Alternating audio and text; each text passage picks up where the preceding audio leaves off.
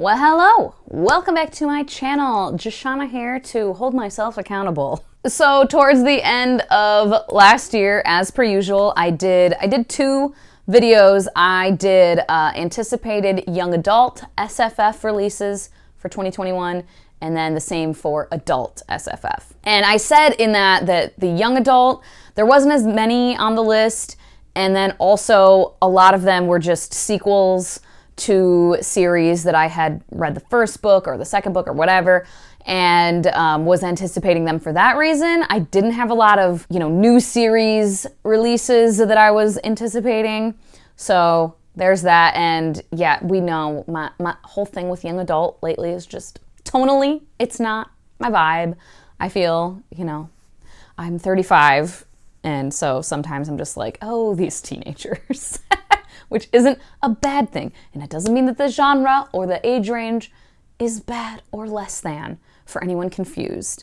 Just means it's not my vibe anymore. So that list, it's interesting, we'll just say. I'll probably do that one first, just to get it out of the way. So I had a total of 12 books on this list for anticipated young adult SFF. And, oh man. First up we have Excalibur Curse by Kiersten White. This one has not actually been released yet. It is going to be released December 7th, so soon, but not yet. But, however, need to note that I still haven't read the second book in that series. I own it, I pre-ordered it, it's right up there, I just haven't read it yet. I do still plan on reading the rest of this series, provided I like the second one. So yeah, there's that. The next one was The Righteous by Renee Ahdieh. I read book 2 and decided to DNF the series, so there's that. And then A Vow So Bold and Deadly by Bridget Kemmerer.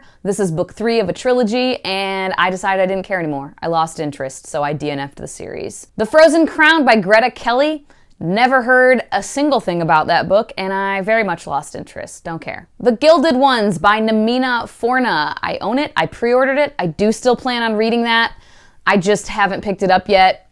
Again, young adult just hasn't been grabbing me as much in recent years, kind of, at this point. So yeah, I do still want to check that one out. I still am interested in it.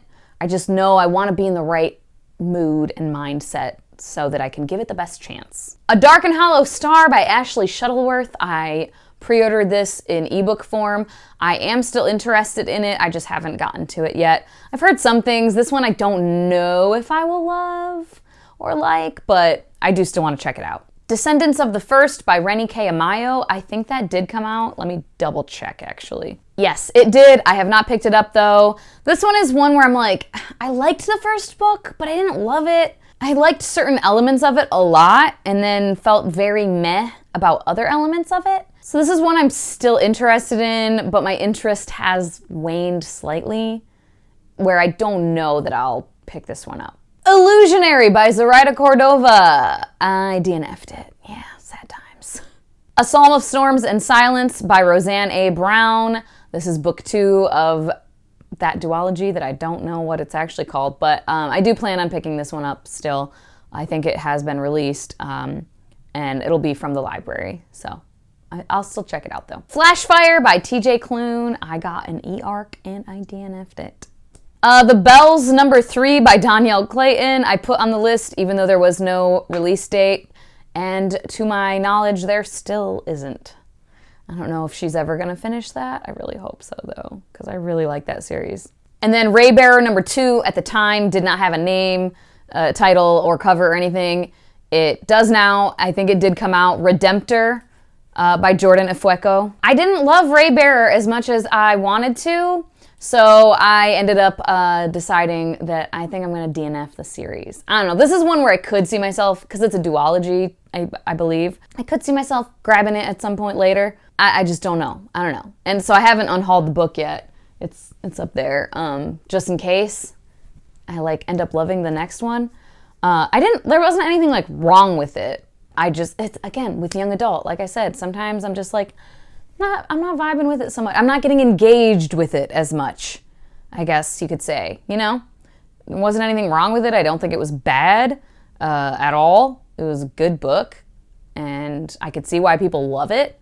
I just didn't get super engaged with it. So of the available books on this list, ones that I could have picked up, because some got pushed back or whatever, I read 2 of them, 18.8%, and I DNF'd both. Oh, God. Sad. Okay, moving on to the adult SFF. A little bit more substantial and interesting, probably, hopefully. I don't know. On this list, there were 17 total. So, let's see. The first one was Winds of Winter by George R. R. Martin, which I put on the list just because I had seen an interview or something where he said, like, the readers could anticipate potentially, maybe, that it would be released in 2021. And I was like, we'll see. And yeah, thus far, no. It's the end of November, and it has not been released or talked about being released. So pretty sure I would have heard about that if it was. So that one got pushed back. Jade Legacy, it's not quite released yet, but I have the e-arc. I started it. So I'm counting this as one, because I'm not going to DNF this. Something wild would have to happen for me to DNF this book. Persephone Station by Stina Liked. I lost interest in this one, just the more I heard about it.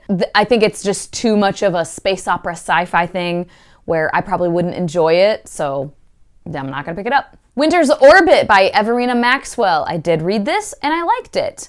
Didn't like it enough where I wanted to buy a copy to reread, but I did enjoy it. And it's one I might someday. It's a beautiful cover. Like, truly beautiful. I could see myself picking it, because there's representation in there for someone having been in an abusive relationship, an emotionally abusive relationship, as well as physically. And I saw a lot of stuff that I related to in that character, and I thought it was really well done, that representation. And I saw it, like, immediately, but I could see other readers, like, if you haven't been through that, maybe not seeing it immediately, which I think, again, was really well done, because there are signs, but, like, if you don't know to look for the signs, if you don't know what those signs mean, you won't see them as anything other than someone just kind of acting weird or shy or standoffish or whatever. Anyway, so I could see myself picking that, because it's truly beautiful. Anyways, yeah, I liked it. Fireheart Tiger by Aliette de Bodard. I did read this. I didn't love it. It was fine. It was way too short and rushed. You know, a novella, I've read other novellas that I really, really like that are short, but they managed to really pack a punch, and I just didn't feel like this one did. I really loved the concept and the premise, and I would absolutely read a fuller length story by this author with these characters. I just felt that the way that it was done in this novella was just way too quick. The Black Coast by Mike Brooks. I have not picked that up at all. I'm still interested in it. It's still on my, like, TBR someday, you know, but haven't read it. The Bone Maker by Sarah Beth Durst. Have not read this, but I did pick up a copy. Hopefully I'll get to it sooner rather than later. The Unbroken by C.L. Clark. Picked it up, DNF'd it. Didn't love it. I can see why people like it, but it just was not working for me. I think I got about 30% of the way through, I want to say. I could be horribly wrong, but I think so. And then Shadow of the Gods by John Gwynne. It's another one I picked up, and I DNF'd it. I wasn't vibing with it. Son of the Storm by Sue Davies Okungbawa. I picked this up, and I loved it. One of my favorite books of the year, for sure. Cannot fucking wait for the next book that I believe is coming out next year. Yeah, I will be pre-ordering that for sure, as long as there's paperback again. Blackwater Sister by Zen Cho. I kind of lost interest in this. I hadn't really heard much about it, and what I did hear, I just was like, maybe I wouldn't like this. So that's one where I probably won't actually pick it up. The Chosen and the Beautiful by Nhi Vo. I was so jazzed for this. It sounded so amazing, and oh my God, I loved it. One of my favorite books of the year, just of all time. I love it so much. I read it on NetGalley eArc, and then I bought a physical copy and cannot wait to reread it. It's shorter, so I probably will do that sort of soon and tab that bitch up. Oh my God, I loved it so much. Beautiful Nightmares by KJ Sutton. I kind of lost interest in this. I talked about this in like a series DNF discussion video. This is one where I could see myself continuing with it. but I could also see myself just DNFing the series. I don't know. We'll see. So I kind of have lost interest for now. Nolan by Michael J. Sullivan.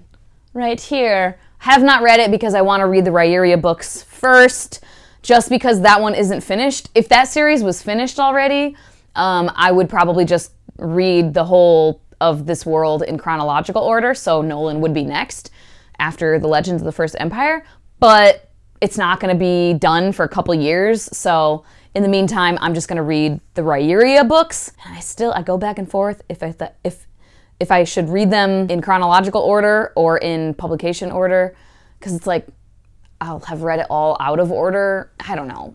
It's whatever. But I just haven't read that one because of that. Under the Whispering Door by TJ Klune. I was so fucking jazzed for this. And I read the E-Arc from NetGalley, and I didn't like it.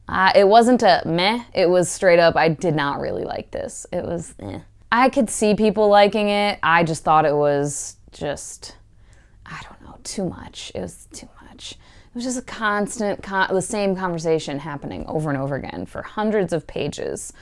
And nothing really surprising happened. I didn't love the characters as much as I did in House on the Cerulean Sea. They just weren't as engaging for me. They weren't as precious and adorable. And yeah, I don't know, I just didn't like it. I just sneezed. I'll cut it out so your eardrums don't get blown out with this mic all up in my throat. But ooh, eyes are watering now. The next one though is one that got pushed back. It was just Crescent City book number 2. And now there is a title and a cover. It's House of Sky and Breath, which is kind of a dumb name, but whatever. But that one got pushed back until I think February of 2022. I'm still interested in it. I'm going to read it, but yeah, got pushed back. And then one that I added last minute was Master of Jinn by P. Djeli Clark. I did read this and I felt kind of meh about it. I loved the prequel novellas in that world with those characters, but this first novel I just didn't love as much as I wanted to. The kind of plot twist was not very surprising at all. It was like I saw this coming from a mile away. And the fact that the main character, who's like this great detective, didn't put 2 and 2 together for so long was kind of like, okay.